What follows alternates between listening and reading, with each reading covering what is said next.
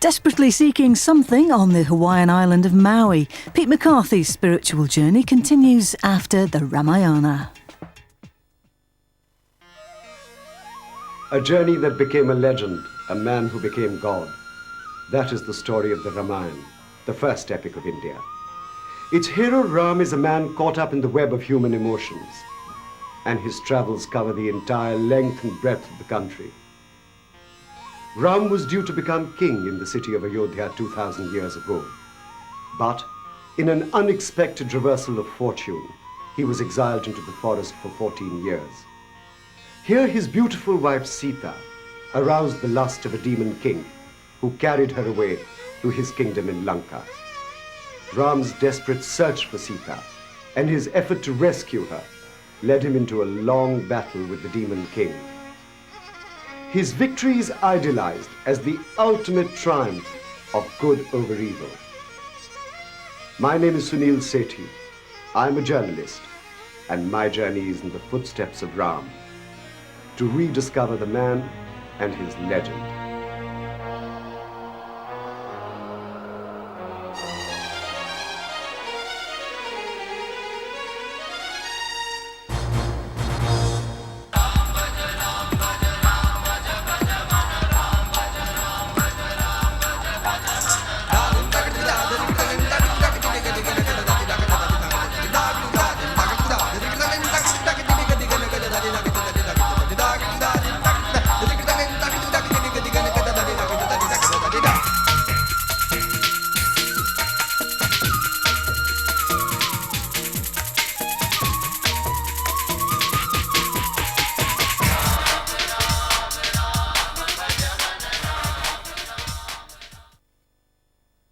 In Nasik, Sita was abducted by the demon king of Lanka. I followed the abduction story as portrayed by Bollywood's heroines. Following Ram's search for Sita, I came to the ruined city of Vijayanagar.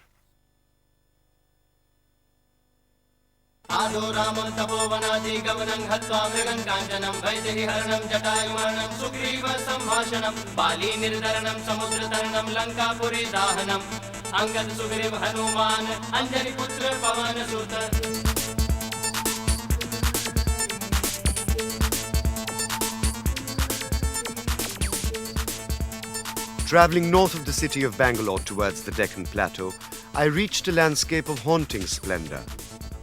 Spread out for miles before me was one of the most spectacular sights of my journey. In a vast terrain of granite rocks and gorges lay scattered the ruins of South India's greatest medieval kingdom. Unfolding scene by scene, its dramatic vistas produced a dreamlike effect. This is what remains of Vijayanagar, city of victory, the 16th century capital of a powerful dynasty that worshipped the cult of Ram. For about 200 years, the kings of Vijayanagar built on a grand scale on the banks of the river Tungabhadra. A series of palaces, temples, pavilions and royal baths. One unique remaining feature of Vijayanagar's architectural legacy are its elephant stables, a row of interconnected domed chambers that display a rich fusion of Islamic and Hindu styles. For centuries, Vijayanagar has been associated with the Ramayana. This is believed to be the mountain fastness of Kishkinda, the monkey kingdom of the epic, where Ram and Lakshman landed in search of Sita.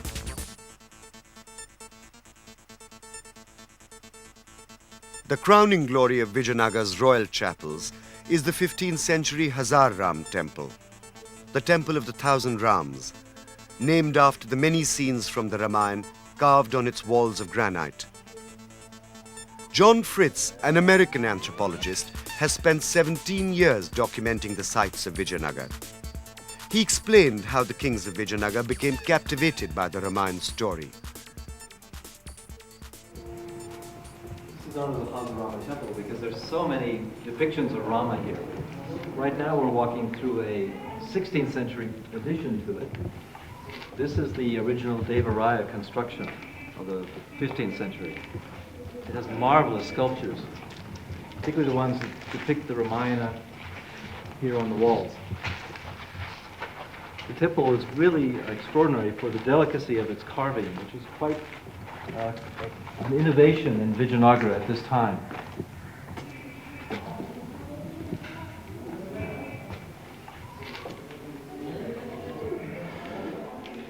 Well, the first thing to recognize is that the area had been known as Kishkinda at least since the 11th century, so that there was this earlier association. And then the second thing is that Rama had been a model for kings in South India for a very long time. He was the ideal king, the role model. And the third thing is that as the Vijayanagara kings consolidated their power, they began to seek for support from deities of pan-Indian importance, and Rama was the ideal choice for this kind of king. So the Vijayanagara kings were legitimizing their power by adopting Ram. That's right. And so it's not really the first time in history that Ram has been used for political power. It was happening in the 16th century. That's right. Is the cult of Ram still quite important in this region? The cult of Rama is not so important today as it once was, but the cult of Hanuman, his devoted lieutenant, in a way has become more important. Today, people come from as far away as Rajasthan and Madhya Pradesh to pay devotion to the birthplace of Hanuman, to Shabari Cave, to Pampa Lake, and to other places associated with Rama's exploits in the area. It's interesting that while the kings of Vijayanagara have vanished, the legend of Rama, particularly in the form of Hanuman, continued to be very powerful here.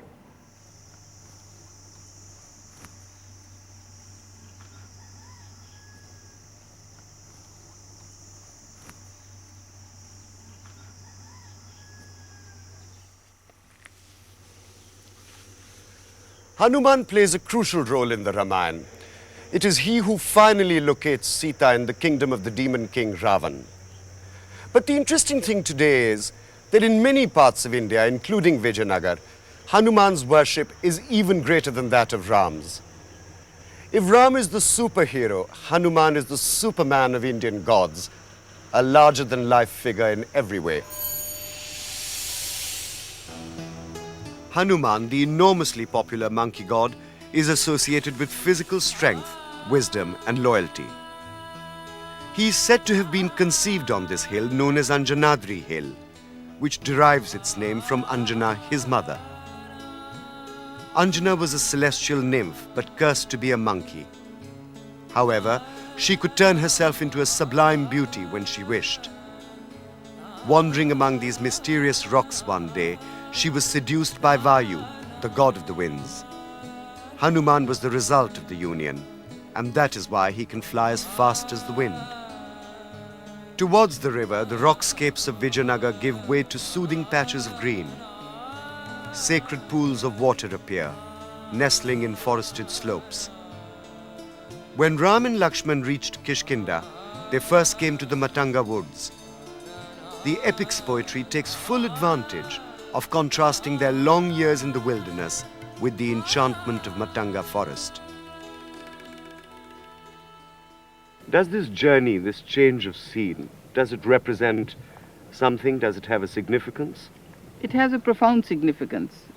Rama is not merely searching for Sita. He's on a quest, an ascetic trail, an inward journey, fighting evil in the form of demons in hermitage after hermitage. Dandaka, literally ordeal or punishment, is the dark night of the soul, and Matanga woods, is light, clarity, hope. Hope of good triumphing over evil.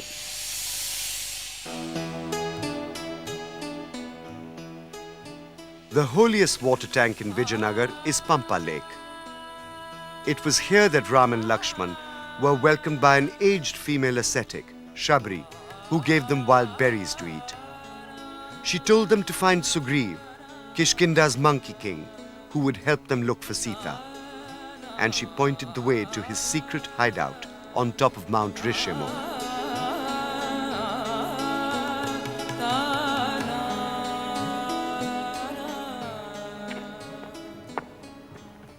I walked up Mount Rishimukh surrounded by giant outcrops of volcanic rock that are Vijayanagar's prehistoric guardians. Geologists say these magnificent formations of granite and basalt are millions of years old. 2,600 million years to be exact. They belong to an age known as the Archean period, when the continents first evolved, much, much before the arrival of heroes and kings.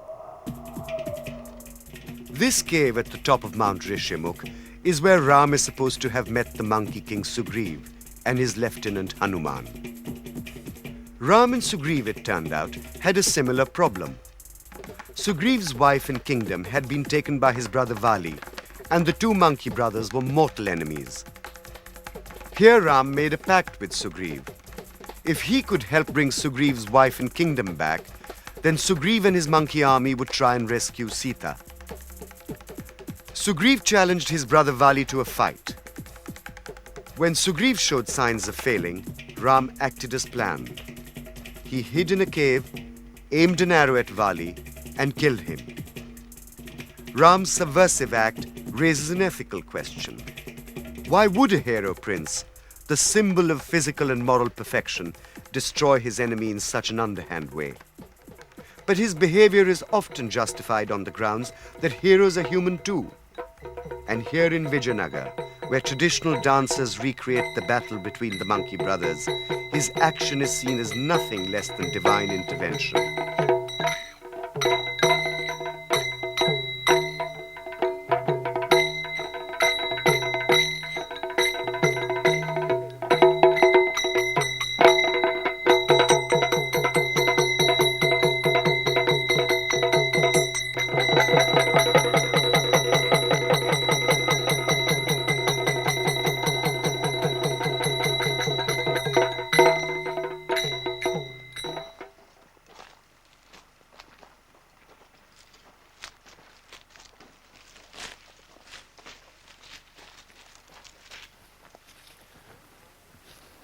The old monkey kingdom of Kishkinda, as described in the epic, was a heavily forested place, but modern Vijayanagar and Hampi are full of these banana groves. They're everywhere. This banana grove, however, is thought to be quite special. Vali, the old monkey king of Kishkinda, his bones, the locals say, are actually still buried here. And I'm going to go and have a look at what these bones are about.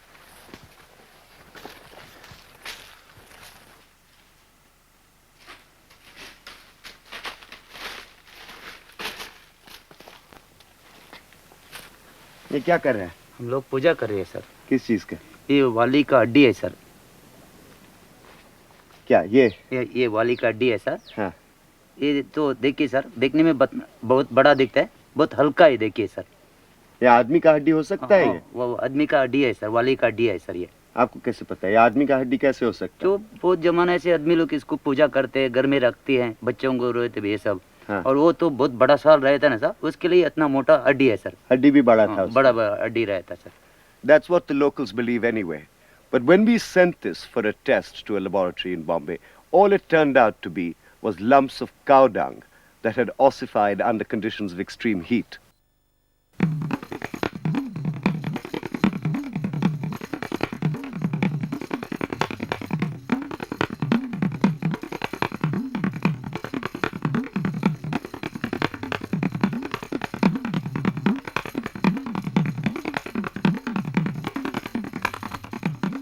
Isn't there an unexpected twist to the story here? Not exactly a twist, but there is a hurdle. Vali has been killed, Sugriva reinstalled, but Rama waits and waits. Sugriva, who until recently was a fugitive on the run, is drowning himself in sensual pleasures as king and almost forgets his pact. What happens during this wait? For one thing, it's a long wait, 4 months, the lull before the storm. It is also a poetic device to let loose a great torrent of poetry. Valmiki describes the season in ecstatic verse. After all, the Ramayana is the Adikavya, the first and foremost poem, and we are reminded of that here. Is this a typical example of viraha, the whole concept of separation in romantic love? Yes, it is. It's a recurring theme in Indian art and poetry, and it's a universal theme too. Parting is such sweet sorrow, isn't it? Which is more pleasurable, the pleasure itself or the pain? But let's get back to the story for a minute. How does Ram extract his part of the promise from Sugriv? By adopting a heroic stance, he threatens to kill Sugriva if he dares to delay any further. Lakshmana storms through Sugriva's citadel, hurling rocks and uprooting trees. This has the desired effect, and when he delivers the message, Sugriva is jolted out of his apathy. He sends his wife to calm down Lakshmana and plead for leniency. And then the generals who had been sent earlier to gather the armies march in full regalia to where Rama is waiting. Rama sees the vast monkey hordes arriving and sees his way clearly to victory.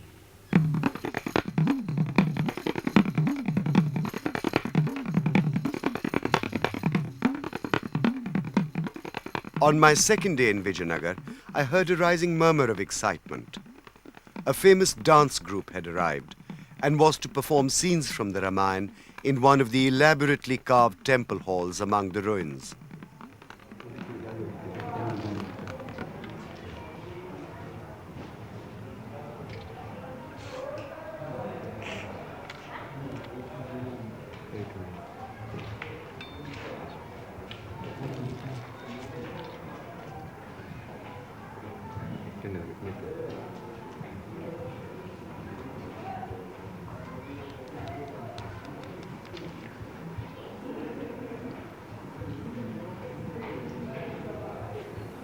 How long does it take you to do this makeup?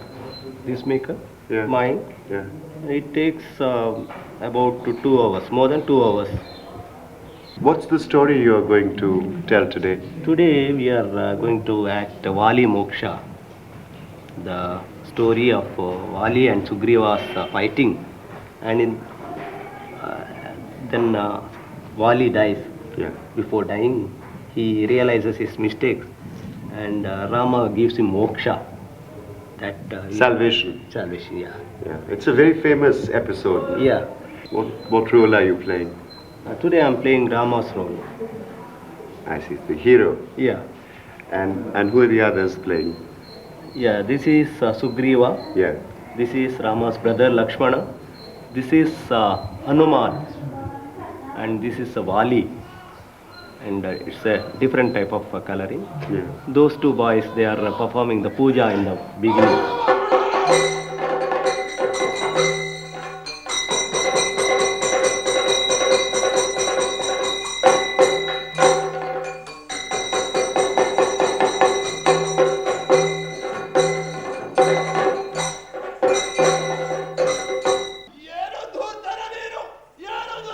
It was an epic performance in an epic setting.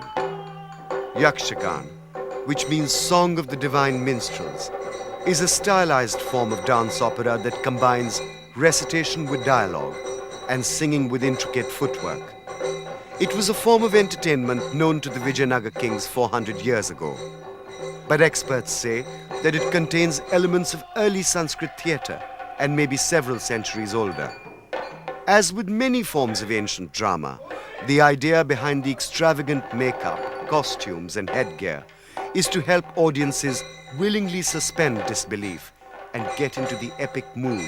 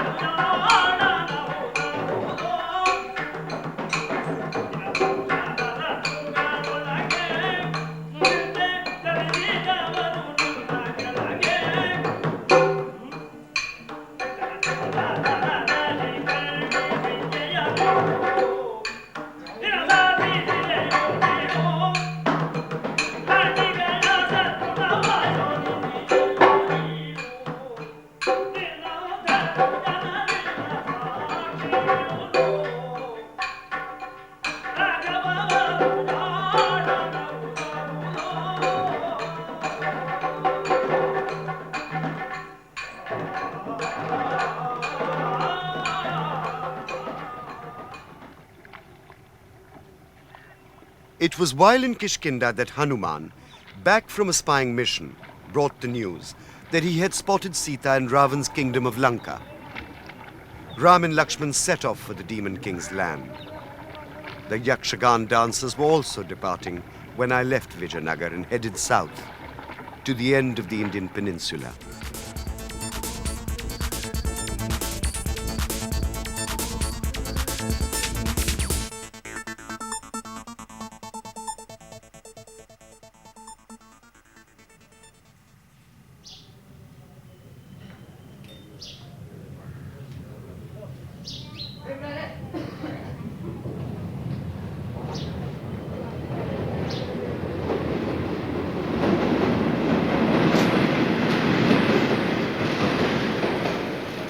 One of the last towns on the southern tip of India is named after Ram.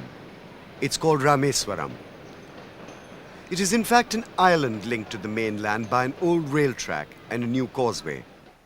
I took the old local, of course.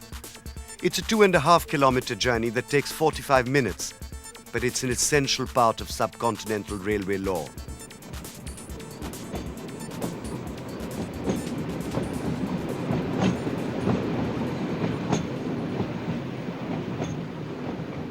With a slow grinding motion, the train lurched from land to sea. Then, with a series of creaking rotary movements, it suddenly seemed to be floating upon aquamarine waters.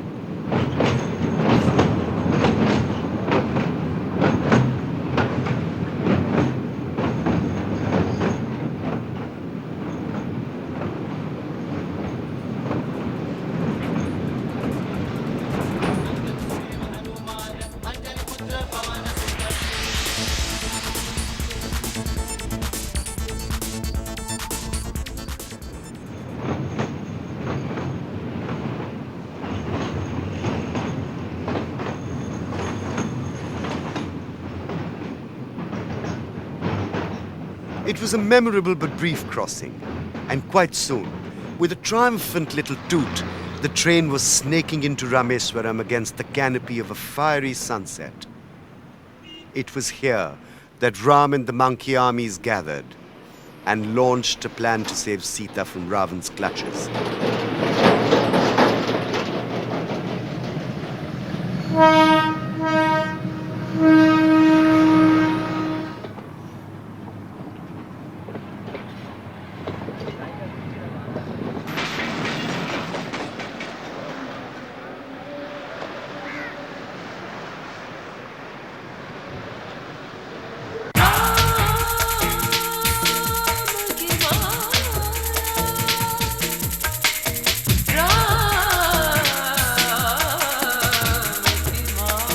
The Ramayana concludes next Monday at 5 a.m. From tantric techniques to a religion with 2,000 gods, Pete McCarthy is desperately seeking something on the Hawaiian island of Maui. Next, here on 4.